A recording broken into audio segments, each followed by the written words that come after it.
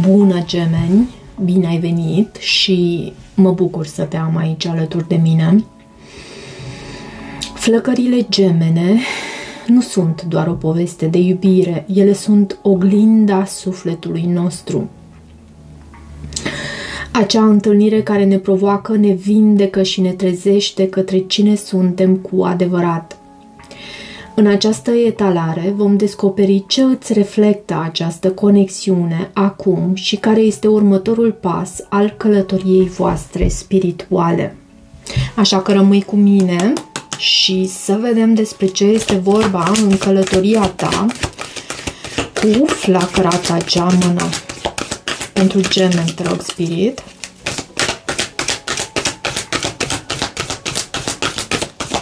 Eu am pregătit aici și pachetele de cărți alături de mine și să vedem ce mesaje primim pentru gemeni.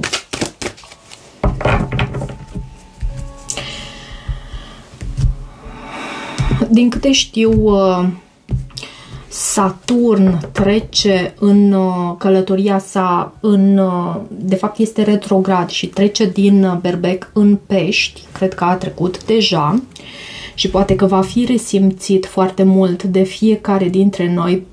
Vom revizita anumite proiecte din trecut sau lucruri pe care noi le-am inițiat în trecut sau modalități în care noi am trăit în trecut. Văd temperanța, 7 de bâte și prima chakra, chakra rădăcină. Poate ai de a face cu un săgetător sau un leu, mai văd aici. Cumva această legătură îți testează capacitatea ta de a avea răbdare, de a fi calm în această situație. E necesar să îți păstrezi echilibrul aici pentru tine, gemeni, cu acest card numărul 14 și să îți setezi acele granițe sănătoase, pentru că noi suntem întregi, noi suntem de unii singuri, individual, întregi. Nu avem nevoie de altcineva ca să ne completeze.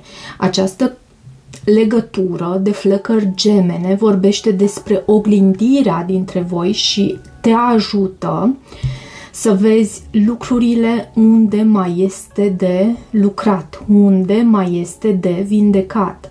Însă tu ești întreg de unul singur. Nu ai nevoie de nimeni altcineva decât de Dumnezeu pentru a fi complet. Avem aici, este vorba despre magicianul în energia ta. Ești chiar tu, energie mercuriană avem. 9 de bâte pentru această persoană. Oglinda voastră este reprezentată de cel de-al 3-lea ochi sau cea de-a 6-a chakră. Avem și împărăteasa, ok, faetonul, cărți frumoase, 6 de spade și în viitorul apropiat avem o detașare din punct de vedere emoțional, pentru că avem acest 8 de cupe. Îl vom și clarifica de asemenea. Poți să ai de a face între semnele zodiacale, pentru că eu cred că fiecare dintre noi, am stat și m-am gândit, am stat și am meditat la acest aspect și cred că fiecare dintre noi, atunci când a existat marele Big Bang, când sufletul nostru s-a născut cu flacăra sa geamănă. Însă, în această viață, ține de noi, dacă alegem să evoluăm pentru a recunoaște cine este flacăra noastră geamănă. Pentru că aici e problema, nu neapărat că flacăra noastră geamănă nu există. Ea există, dar trebuie să o recunoaștem. să avem acele abilități, să pășim pe calea aceasta a spiritualității pentru a putea să o recunoaștem. Ok, și avem magicianul în energia ta în prezent. Cum te afli tu în această conexiune? Ce reflectă sufletul tău acum? Tocmai elementul tău. Magicianul acționează, magicianul are resurse, magicianul manifestă, este un excelent manifestor. Magicianul, bineînțeles, îl reprezintă pe Mercur sau Hermes.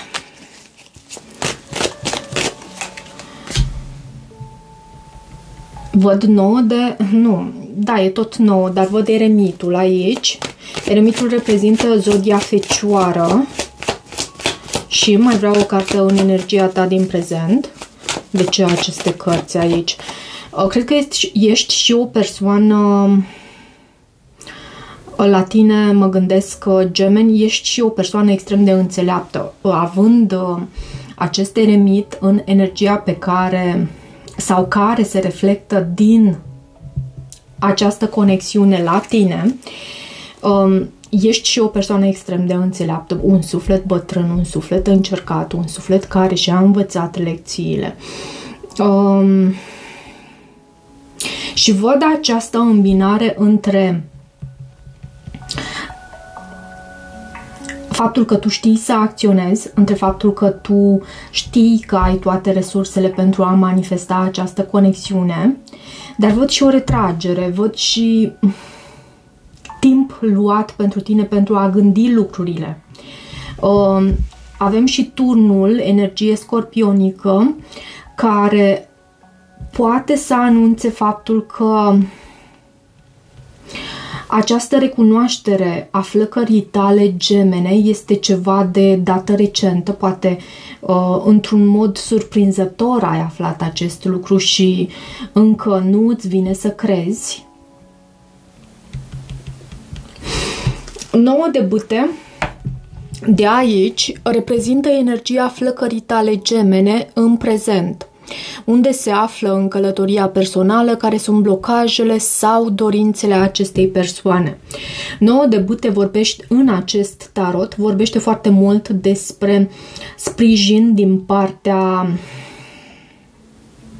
ghizilor spirituali pentru această persoană.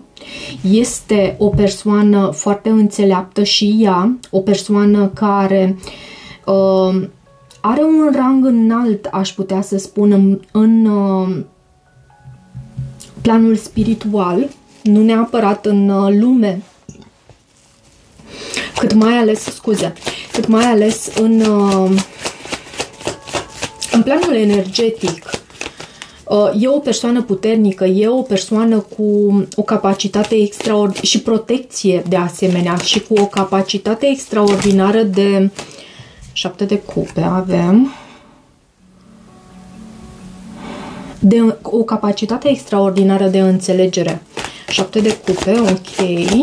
Cred că această persoană te vizualizează. Poate că ați trecut prin mai multe încercări împreună, poate că recunoașterea faptului că această persoană este flacăra ta, geamănă, nu este un lucru ușor pentru niciunul dintre voi. Văd 5 de monede, această persoană posibil să îți ducă dorul. Și ce văd aici? 10 de spade. Amintește-ți că aceste energii sunt în momentul prezent, ok? Și lucrurile se pot schimba în timp, atât timp cât tu acționezi dintr-un spațiu al integrității, cât amândoi acționați dintr-un spațiu al integrității, al adevărului și nu al iluziei.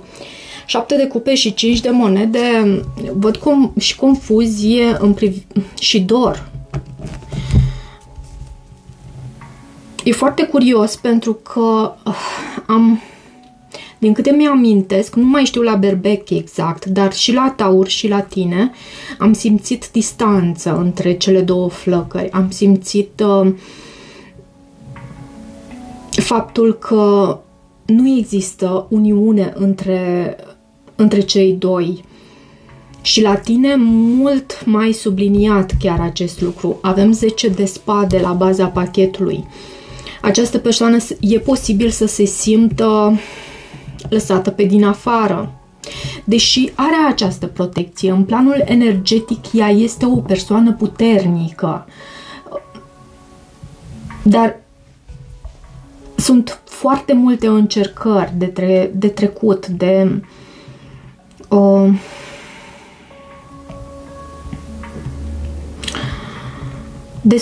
soluționat, aș putea să spun. Avem acest al treilea ochi, chakra 6, care are ca mantră eu văd. Afirmația potrivită pentru acest card este eu văd și este în poziția oglindei dintre voi. Ce oglindiți unul în celălalt? Ce tipar comun se revelează acum? Cred că amândoi, și vedeți voi că în acest proces de recunoaștere a flăcării tale, Gemene, în acest proces în care tu recunoști cine este flacăra ta, geamănă, e necesar să lucrezi, să devii mai puternic în planul acesta spiritual, să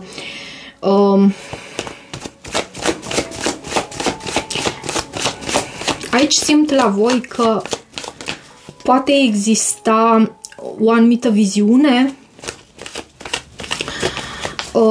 și e tot în planul comun al acestei, în oglinda acestei legături.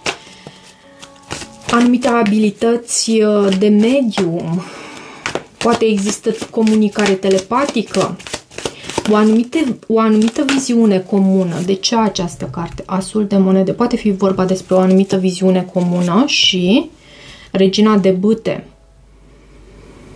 Poate fi vorba despre un leu berbec săgetător, regina de bâte și 5 de cupe la baza pachetului.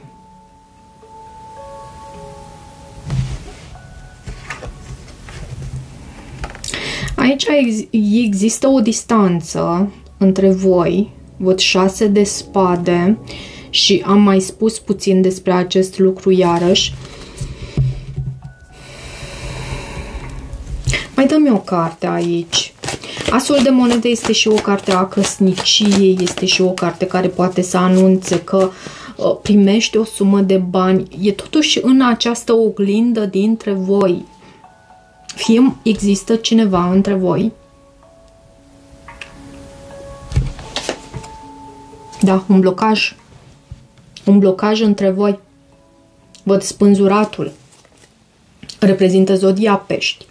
Cineva poate în secret sau mai puțin în secret și mai ales ceva care aduce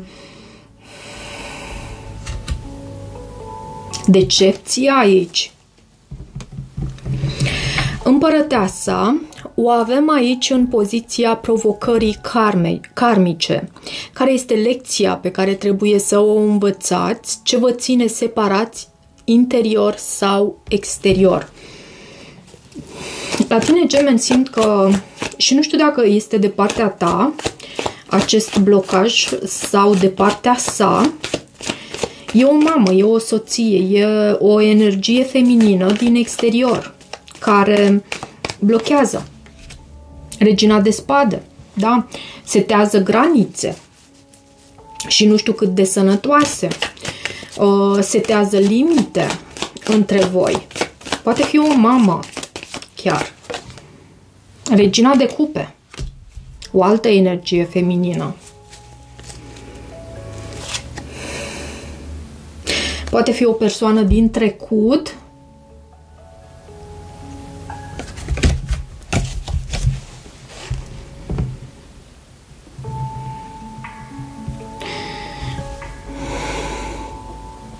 Asta e ceea ce vă ține separați. Și cred că este ceva din exterior. Faetonul anunță aliniere, anunță determinare pentru a câștiga, anunță voință. și este în poziția vindecării necesare. Ce are nevoie inima ta să vindece, ce are nevoie flacăra ta să vindece.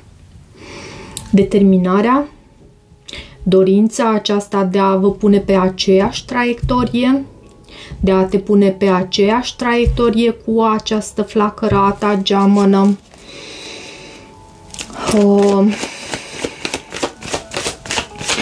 Alinierea viziunii, pentru că voi poate separat aveți o anumită viziune, însă trebuie să vă găsiți un scop comun pentru ceea ce înseamnă menirea voastră. De ce? Faetonul, împărăteasa, este energia feminină divină și 4 de bâte reprezintă și cartea flăcărilor gemene. Iar la baza pachetului avem 4 de bâte, 7 de spade, scuze.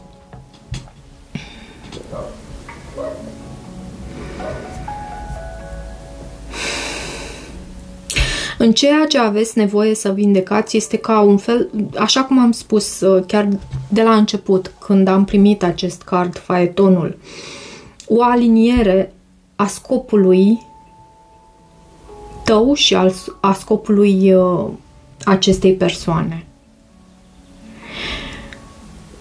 Simt că pentru tine, gemeni, de fapt pentru foarte mulți dintre voi, nu pentru toată lumea, există, în această perioadă voi ați aflat de cine este flacăra voastră geamănă.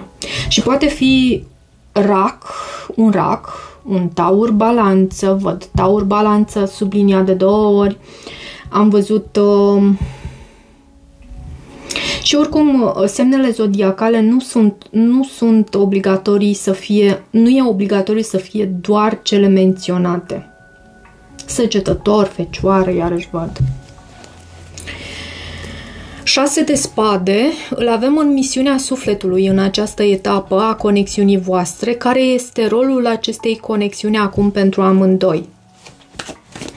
6 de spade anunță faptul că voi trebuie să lăsați în urmă ceea ce înseamnă poveri, ceea ce înseamnă greutăți, ceea ce înseamnă ape tulburi și să vă îndreptați spre ceva mai sănătos și armonios pentru voi, magicianul, și asta stă în puterea voastră. Prin felul în care voi acționați, da, și soarele. Am să las soarele aici, la baza, și 4 de cupe.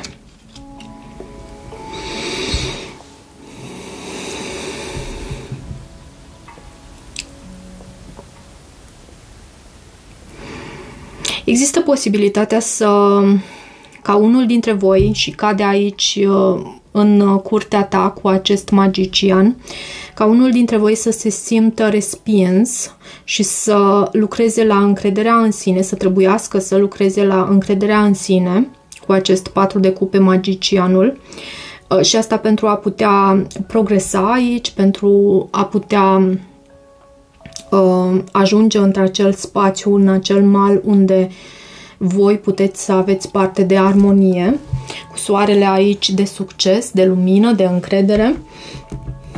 Și văd de asemenea că e foarte mult subliniat pentru voi în misiunea sufletului vostru în această etapă. Este aceea de a vă arăta abilitățile de manifestor. Poate pentru amândoi, nu doar pentru unul. Și mai ales pentru tine.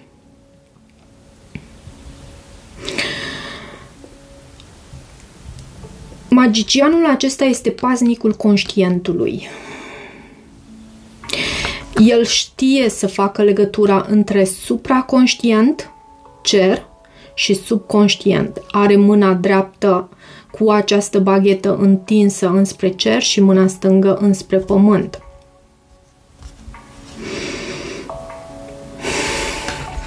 Îmi denotă de asemenea și o puritate a intenției, pentru că are această robă albă, mă uitam la ea, și de asemenea experiență în a manifesta pentru, și asta datorită tocmai acestei culorii roșii de aici.